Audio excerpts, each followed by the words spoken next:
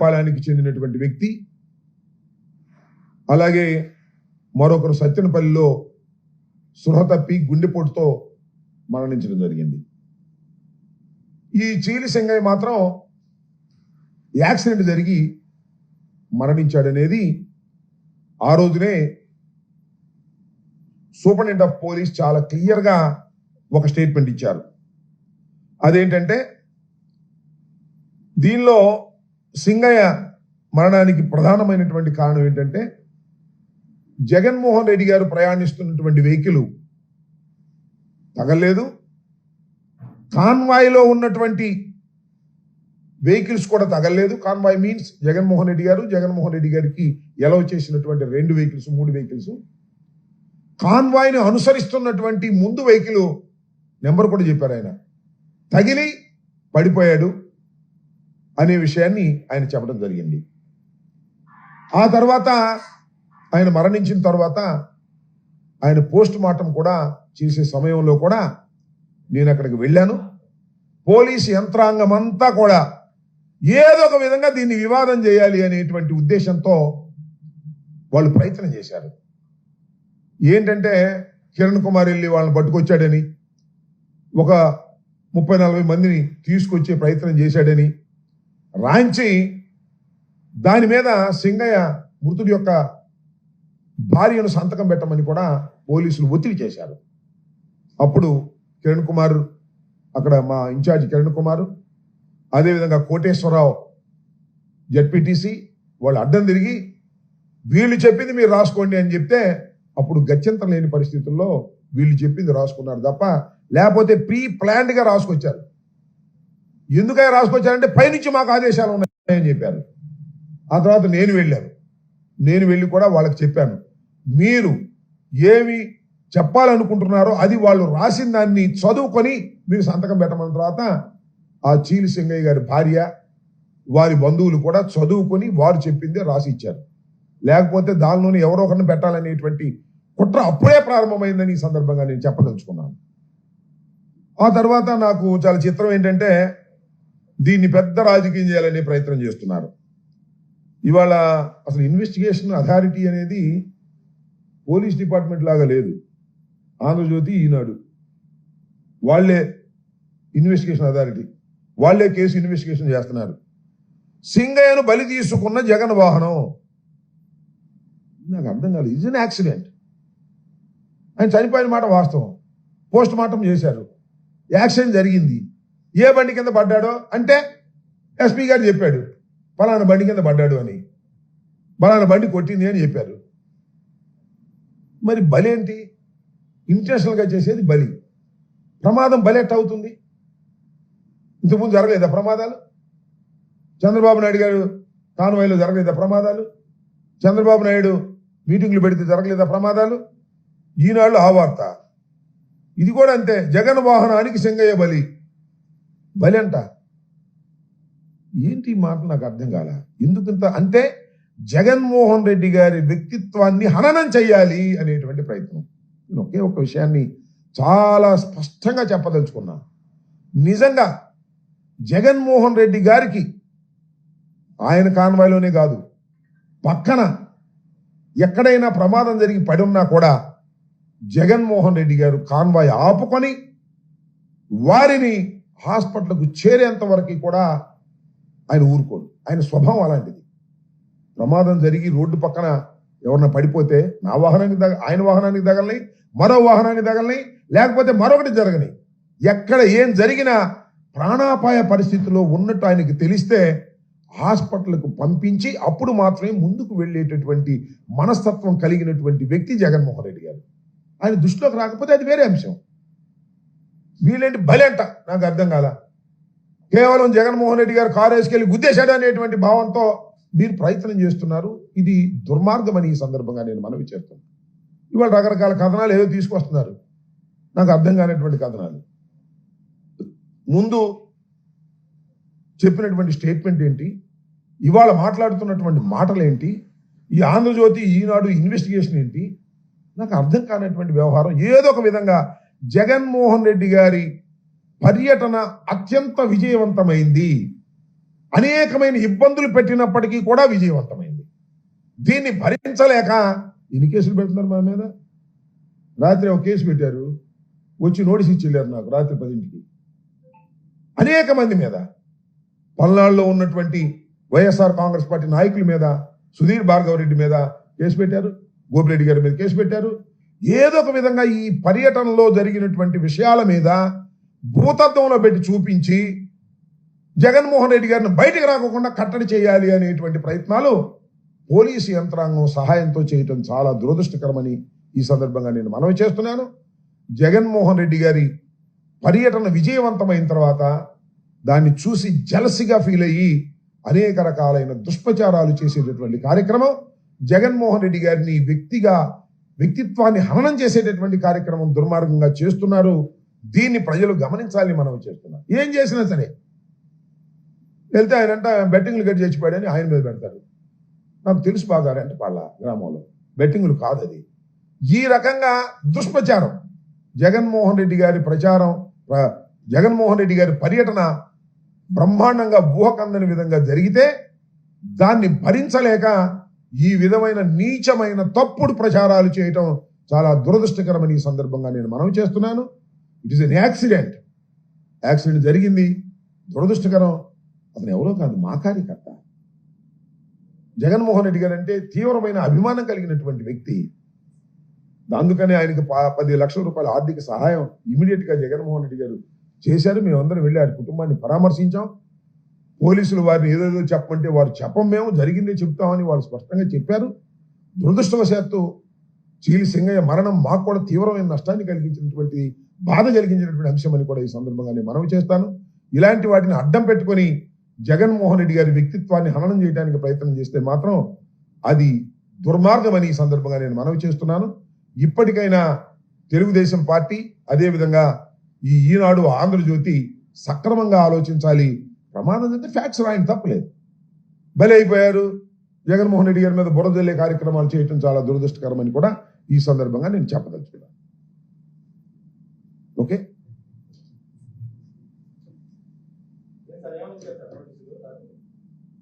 ఏదో కేసు పెట్టామన్నారా? చూపించమంటావా?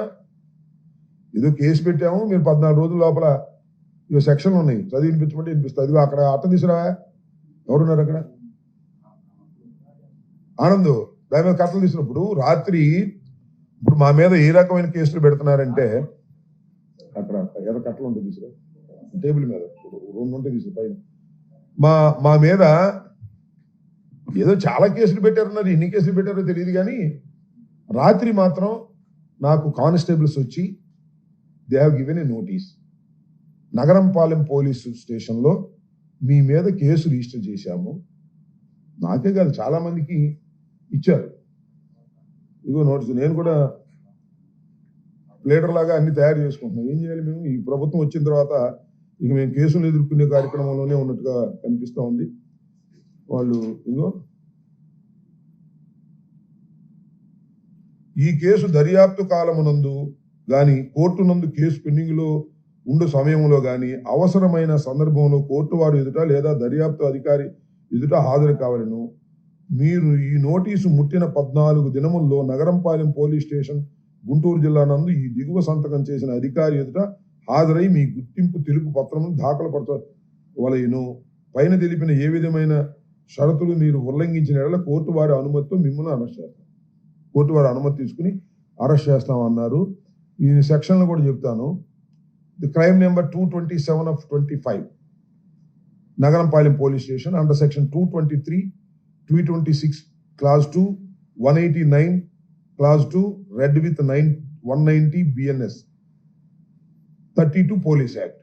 దీని మీద మరి నా మీద ఇంకా మరి ఎవరెవరి మీద కేసులు రిజిస్టర్ చేశారో తెలియదు, చేసి రాత్రి నోటీస్ ఇచ్చి వెళ్ళారు. ఇంకా కూడా ఈ పర్యటన సందర్భంగా అనేక మంది వైఎస్ఆర్ కాంగ్రెస్ పార్టీ నాయకుల మీద కేసులు రిజిస్టర్ చేసినట్టుగా గుంటూరులోను, అదేవిధంగా పల్నాడులోను, జగన్మోహన్ రెడ్డి గారు ఏ ప్రాంతం మీదుగా అయితే వెళ్ళారో ఆ ప్రాంతంలో ఉన్నటువంటి వైఎస్ఆర్ కాంగ్రెస్ పార్టీ నాయకుల మీద, కార్యకర్తల మీద పెద్ద ఎత్తున కేసులు రిజిస్టర్ చేసి మమ్మల్ని ఇబ్బంది పెట్టాలనేటువంటి ప్రయత్నం చేస్తున్నారు. నిజానికి చాలా మంది ఏంటండి ఈ కేసులని ఐపీఎస్ అధికారులు కూడా ఎన్ని ఫాల్స్ కేసెస్ కదా అనేటువంటి భావన చాలా మంది ఐపీఎస్ అధికారులు కూడా ఉంది. కానీ కొంతమంది ఐపీఎస్ అధికారులు మాత్రం మన లోకేష్ గారి ఆఫీస్ నుంచి టచ్లో ఉంటున్నారు. దానిలో మన గుంటూరు జిల్లాకు సంబంధించినటువంటి ఐపీఎస్ ఆఫీసర్ గారు, ఐజీ గారు, సర్వశ్రేష్ఠ త్రిపాఠి గారు, ఆయన ప్రత్యేకంగా వైఎస్ఆర్ కాంగ్రెస్ పార్టీ నాయకుల మీద ఫాల్స్ కేసెస్ పెట్టి ఏ విధంగా అయితే వైఎస్ఆర్ కాంగ్రెస్ పార్టీని అణచాలి అనేటువంటి డ్యూటీని ఆయన చేస్తున్నాడు. ఆయన డ్యూటీ ఏం చేయాలి? లా అండ్ ఆర్డర్ కాపాడాలి. ఎక్కడైతే చట్టం ఫెయిల్ అవుతుందో అక్కడికి వెళ్ళి ప్రయత్నం చేయాలి. ఆ పనిలో లేడు ఆయన. అంబటి రాంబాబు గారి మీద కేసు పెడదామా, లేకపోతే భార్గవరెడ్డి మీద కేసు పెడదామా, లేకపోతే గోపిరెడ్డి మీద కేసు పెడదామా, అప్పిరెడ్డి మీద కేసు పెడదామా? ఎందుకు అంటున్నాడు ఆయన? లోకేష్ గారి ఆఫీస్ నుంచి ఆయన ఫోన్లు వస్తాయి, ఆ డ్యూటీ చేస్తున్నాడు. మేము తప్పు చేస్తే, నేరం చేస్తే కేసులు పెట్టండి, మాకేం అభ్యంతరం లేదు. మమ్మల్ని రాజకీయంగా అనచాలని ప్రయత్నం చేస్తారండి పోలీసులు. నాకు అర్థం కాలేదు. మీరు చేయాల్సింది ఏంటి? ఐజీ కానీ, ఎస్పీ కానీ, డిఐజీ కానీ చేయాల్సింది ఏంటి? ఖచ్చితంగా రాష్ట్రంలో శాంతి భద్రతలు కాపాడాలి. అది కాదు వాళ్ళ పని. రాష్ట్రంలో వైఎస్ఆర్ కాంగ్రెస్ పార్టీని అణచాలి.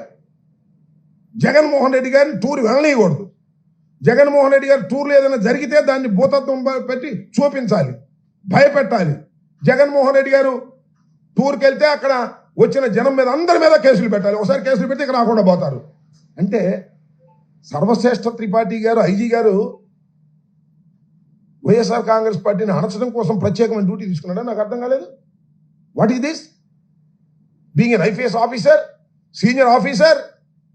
ఇది నేను చెబుతున్న మాట కాదు, పోలీసులే చెప్తున్నారు మాకు ఆ మాట. ఏమని అనుకుంటున్నారేమో, సిఐలు, ఎస్ఐలు, డిఎస్పీలు చట్టబద్ధంగా పనిచేసే వాళ్ళు ఉంటారు, ధర్మంగా పనిచేసే వాళ్ళు ఉంటారు. వాళ్ళందరూ లూప్ లైన్లో పెట్టారు, వాళ్ళే చెప్తున్నారు. మా ఎస్పీలే మమ్మల్ని అంటలేదండి, వాళ్ళు చట్ట ప్రకారం మమ్మంటున్నారు. మా ఐజీ గారు మాత్రం మాకే ఫోన్ చేసి చట్ట వ్యతిరేకంగా వెళ్ళండి, కేసులు పెట్టండి అని అంటున్నారు. ఏమిటి అన్యాయం? ఆలోచించుకోమని కూడా ఈ సందర్భంగా మనవి చేస్తున్నాను. మీరు కేసులు పెడితే కేసులు భయపడతాం అనుకోమాకండి.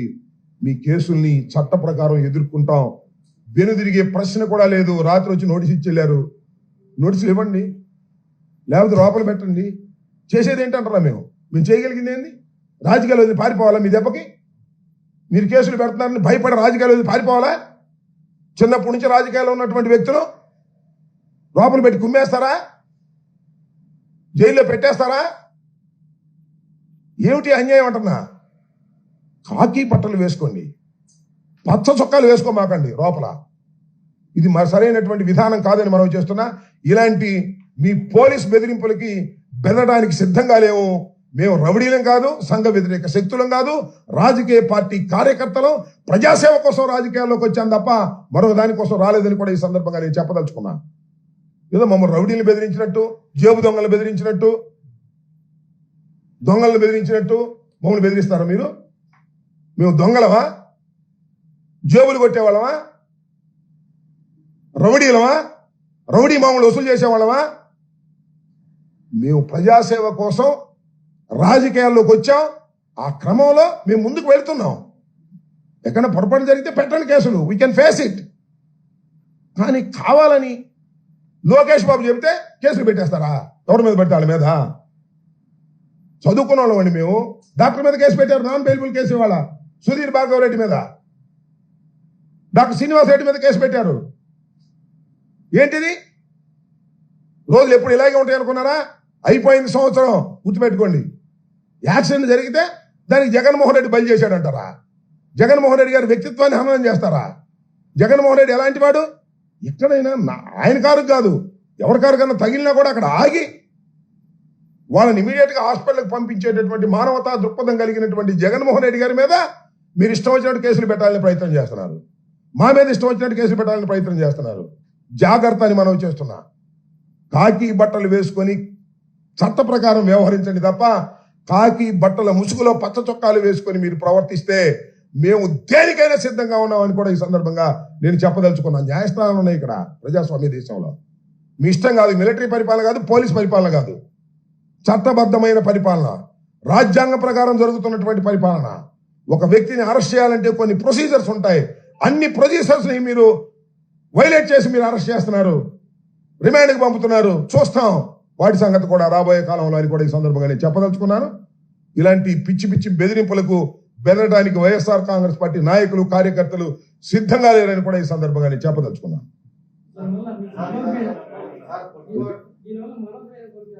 ఎవరు మనోధైర్యం కోల్పోరు, మరింత మనోధైర్యాన్ని పెంచుకుంటారు. నేను ఒకటే మనవి చేస్తున్నా, నారా చంద్రబాబు నాయుడు గారిని 53 రోజులు లోపల పెడితే వాళ్ళ అబ్బాయి కక్ష తీర్చుకుంటున్నాడు. అంతేగా మమ్మల్ని లోపల పెడితే మేమెంత కక్ష తీర్చుకోవాలి? ఆలోచించుకో లోకేష్. మీ నాన్నని 53 రోజులు లోపల పెట్టారనే కదా ఇంతమంది లోపల పెడుతున్నావు. నెల తరబడి లోపల ఉంటున్నారు. వాళ్ళ కుటుంబాలన్నీ కక్ష పడితే నీ పరిస్థితి ఏంటో ఆలోచించుకో. మమ్మల్ని కక్ష పెట్టి లోపల పెట్టిస్తావా? మనోధైర్యాన్ని ఈషన్ మాత్రం కూడా కోల్పోయే పని లేదు. మనోధైర్యాన్ని కోల్పోయే వాళ్ళు రాజకీయాల్లోనే ఇవాళ లోకేష్ రెడ్ బుక్ రాజ్యాంగంలో ఉండటానికే వీల్లేని పరిస్థితి. మనోధైర్యంతో ఉన్నవాళ్లే ఇవాళ రాజకీయాల్లో ఉండాలని నిర్ణయించుకున్నాం. మా మనోధైర్యాన్ని కోల్పోము. ఈ క్రమంలో ఈ పోలీసు వారు పచ్చ చొక్కాలు వేసుకొని పరిపాలన చేసే పోలీసులు కొంతమంది, అందరినీ అన్నాం, వాళ్ళు చేసే క్రమంలో, మా మీద కేసులు పెట్టే క్రమంలో, మమ్మల్ని అరెస్ట్ చేసే క్రమంలో, మమ్మల్ని హింసించే క్రమంలో ఏమైనా సిద్ధం. దానిలో సందేహం లేదు. నెల రోజులు పెట్టుకుంటారా, సంవత్సరం పెట్టుకుంటారా, జగన్మోహన్ రెడ్డి గారి లాగా 16 నెలలు పెట్టుకుంటారా? జైల్లో పెట్టుకోండి, చూస్తాం సంగతి ఏంటో. జైల్లో ప్రాణాలు పోతాయా చూస్తాం, అది కూడా. ఏంటి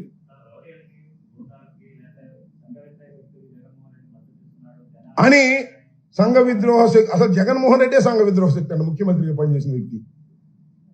అరే రేపు మీ ఇంటికి పాల్గొనడానికి వచ్చారనుకో, ఏదైనా పని నుండి నీ మీద ఒక కథ పెట్టేస్తారు. పలానా సుబ్బారావు, పలానా వెంకయ్య, పలానా పుల్లయ్య జేబు దొంగ, ఆ దొంగ, ఈ దొంగ. నేను అడుగుతా ఉన్నానయ్యా, ఇవాళ ఎక్కడికి వెళ్ళాడు? రెంటపాళ్ళు వెళ్ళాడు. నాగమల్లేశ్వరరావు బెట్టింగ్ అంట. పోయే కాలం కాకపోతే ఏముంది? వాళ్ళకి 40 ఎకరం పొలం ఉంది. 2 అన్నదమ్ములు, మంచి వ్యవసాయదారులు, కాంట్రాక్టులు చేస్తారు, డబ్బులు బాగా ఉన్నవాళ్ళు. బెట్లు కట్టి డబ్బులు పోయేటప్పుడు ఊరేసుకున్నాడంట, చచ్చిపోయాడంట, గుట్టగాల్చి మొఖాన్ని వేశారు. సరే, తెనాలి వాళ్ళు వాళ్ళ సంగతి ఏదన్నా కానీ మేము వెళ్ళింది దేనికి? తెనాలిలో పోలీసులు రోడ్డు మీద అరికాళ్ళ మీద కొట్టినటువంటి ఒక అసాంఘికమైన చర్యకు పోలీసులు పాల్పడ్డారు. వాళ్ళు ఏమనాలి? పోలీసుల్ని ఏం చేయాలి? పోలీసులు చట్టాన్ని చేతిలోకి తీసుకుంటే తప్పని చెప్పకూడదా? వాళ్ళ క్యారెక్టర్లు ఏమన్నా కానీ, ఒక దొంగని కొడతావా? ఒక రేపిస్ట్ కొడతావా? చట్టం ఉంది. కొట్టేదైతే కోర్టులు మానేసేయండి, ఎందుకు అనవసరం? పోలీసులు కోర్టులు మానేసేయండి, ఛార్జ్షీట్లు పెట్టడం మానేసేయండి, రిమాండ్ పంపడం మానేసేయండి, మీ సెల్లో వేసి కొట్టేసేయండి అందరు. నేను ఓకే.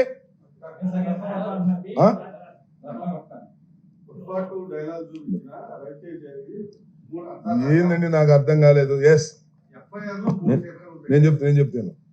రఫా గురించి మీరు కూడా అడిగేది. మొన్న రేవంత్ రెడ్డి ముందే మాట్లాడాయా? ఎవరు? అల్లు అర్జున్ ఒక సినిమా డైలాగ్ చెప్తానండి అని రేవంత్ రెడ్డి దగ్గర చెప్పాడు. రఫా రఫా రఫా అని చెప్పాడా లేదా? కేసు పెట్టమని అతను. నేను చెప్తాను, నేను చెప్పేది అబ్బా, అది కూడా చెప్తాను. ఒక సినిమా డైలాగ్ని ఒకడెవడో అమాయకుడు కానీ ఇన్మేచుడు కానీ అటు పట్టుకున్నాడయ్యా, అదేమి రైట్ అని నేను అంటలా. అసలు నేను ఇక్కడ ఆలోచించాల్సింది ఏంటంటే,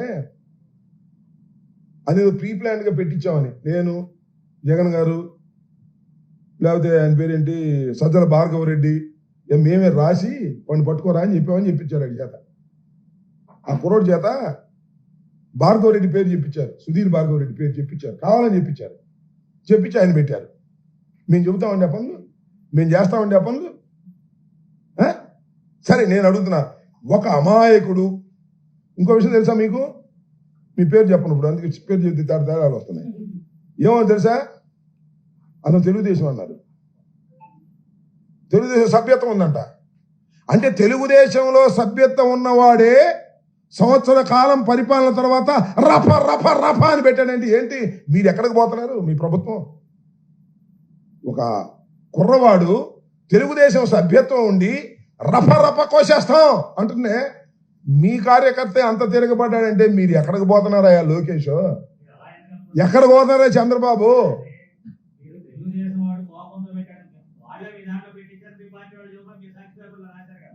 అది కూడా రాశారా? అది కూడా అనుమానమేగా, అది కూడా అనుమానమే కదా. ఇప్పుడు అదైతే ఆ అనుమానం ఒకటి, ఈ అనుమానం ఒకటి. ఆ తెలుగుదేశం వాళ్ళే పెట్టించి ఉండొచ్చు, లేకపోతే వాడికే కోపం వచ్చి పెట్టచ్చు. ఎట్లా కావదు కదా. అది దేనైనా అనుమానం అయ్యా, మాకున్నటువంటి డౌట్. నువ్వు ఈ మాట మాట్లాడావంటే ఇది అనుమానం. No no no no no no no no అది సినిమా డైలాగ్ పెడితే తప్పేంటి అన్నాడు. సినిమా డైలాగ్ పెడితే తప్పేంటి అన్నాడు. రకరకాలుగా పెడుతుంటారు మాస్లోకి వచ్చినప్పుడు. నేను చెప్పాక ఇందాక అల్లు అర్జున్ డైరెక్ట్ గానే చెప్పాడు రఫా రఫా అని.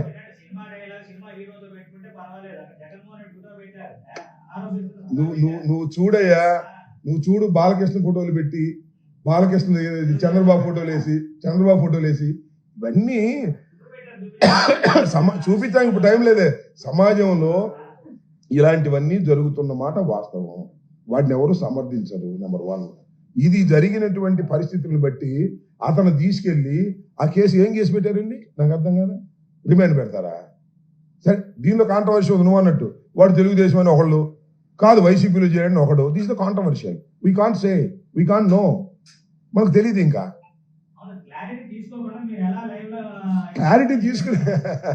క్లారిటీ తీసుకోవడానికి వాడి పుట్టు పూర్వోత్తరాలు ఆపోటే వచ్చినాయ్యా. ఆ క్లారిటీ ఎక్కడి నుంచి వచ్చింది? పోలీసులు చెప్పండి క్లారిటీ. తెలుగుదేశంలో వాడి సభ్యత్వం ఉందని వచ్చింది చూసావు నువ్వు. ఇవన్నీ ఔపటిస్తూ ఇవాళ ఏది నమ్మడానికి లేదయ్యా. ఎందుకంటే వాట్సాప్లో 190 ఇచ్చేస్తాను. ఏం నమ్ముతాం మనం? దాన్ని ఫిక్స్ చేసుకుంటామా? నారాజు వద్దులేమో. చౌదరి లాంటి వ్యక్తి అంటే అయితే ఏంటి చెప్తా ఉన్నారుగా.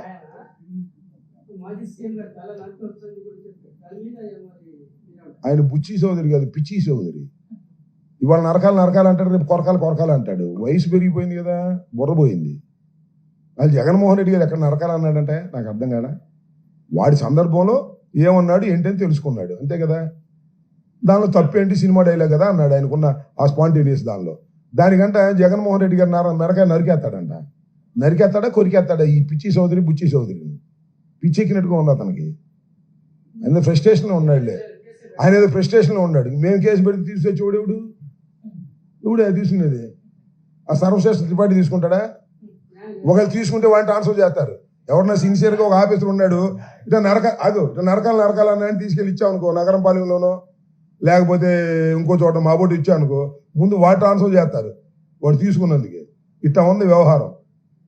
మేము కేసులు పెడితే తీసుకునే పరిస్థితి ఉందా ఇవాళ? ఏంటి ఇచ్చినాడికి ఏం దిక్కులేదు. పబ్లిసిటీ సంఘం సార్ ఇచ్చినాడు, 2 ఇచ్చానయ్యా. ఏమయ్యా 2 ఇచ్చా. ఎక్కడ? ఏపేటది పట్టాపురం పోలీస్ స్టేషన్లో కిరాక్ ఆర్పి మీద, సదరు కిరాక్ ఆర్పి గారి మీద, శ్రీ శ్రీ శ్రీ కిరాక్ ఆర్పి గారి మీద, శ్రీ శ్రీ శ్రీ శ్రీ ఆయన పేరేంటి సీమ రాజా మీద 2 కంప్లైంట్స్ ఇచ్చా. బుష్ నా మీద కేసులు పెడుతున్నారు. నా ఎలా నువ్వు ఇస్తావా మా వాళ్ళ మీద కేసులు అని అక్కడ సిఐ గారి కోపం వచ్చి నా మీద కేసు పెట్టాడు. సిఐ గారు వాళ్ళు నగరం పాలెం కాదు, నేను ఇచ్చింది ఇది, నిన్నొచ్చింది నగరం పాలెం. చెప్పాక ఇప్పుడు సెక్షన్లో విషయం ఆ సెక్షన్ చదివితే కానీ తెలియదు. రాత్రి చీకట్లో వచ్చి ఇచ్చారు, చూసుకోవాలి. ఇంకా సెక్షన్ చూడాలండి. ఇదే 223, 126, 189 ఇవన్నీ ఇచ్చారు, చూసి చెప్తాం. ఇలాగనే కదా. ఇంకోటి అది అరెస్ట్ చేసే సెక్షన్. ఇప్పుడు ప్రస్తుతానికి అరెస్ట్ చేసే సెక్షన్ కాదు కాబట్టి రాత్రి వచ్చి నోటీస్ ఇచ్చారు. ఈ పైన 41 నోటీస్ తీసుకుని రమ్మన్నారులే. ఈ పైన విధించిన షరతులు ఏవైనా మీరు ఉల్లంఘిస్తే కోర్టు వారి పర్మిషన్తో మిమ్మల్ని అరెస్ట్ చేస్తాము అన్నారు. ఎప్పుడూ అరెస్ట్ చేయాలని వాళ్ళ కోరిక ఉంది. మేము సిద్ధంగా ఉన్నాము. ఏం చేస్తాం? ఇంకా ఏం శర్మ గారు పారిపోలేంగా చెప్పాక ఇంత ముందు ఇప్పుడు ఈ వయసులో వెళ్ళి ఏ రిసార్ట్ లోనో దాక్కుని ఒక నెల తర్వాత పట్టుకుని ఇవన్నీ ఎందుకు?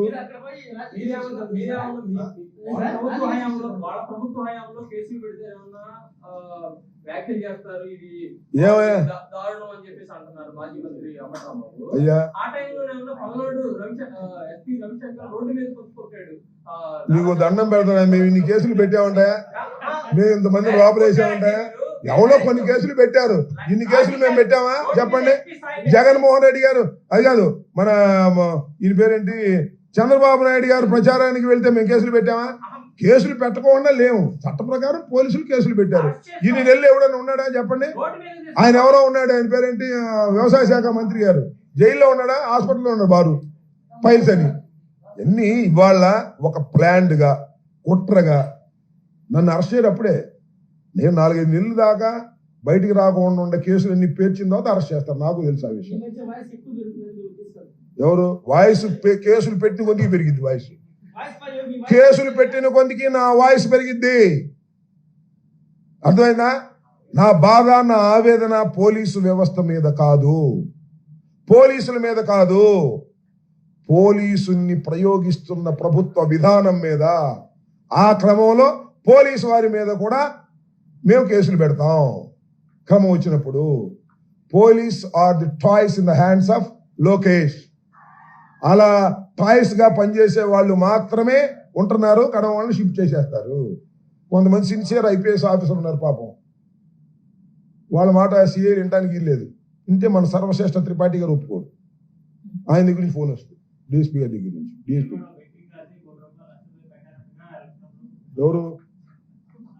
ఎవరు చెప్పారు? కన్నా గారి మీద కట్టామేమో.